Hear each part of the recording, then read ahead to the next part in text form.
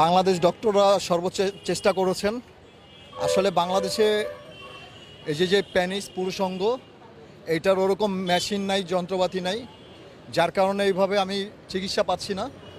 আমার দেশের বাইরে যেতে হবে। দেশের বাইরে থেকে, চেন্নাই থেকে আমাকে, ইন্ডিয়া থেকে ডক্টররা নক দিয়েছেন, বলেছেন যে আমাদের এখানে উন্নত চিকিৎসা আছে, আপনি ইমার্জেন্সি কাইন্ডলি চলে আসেন আমাদের এখানে।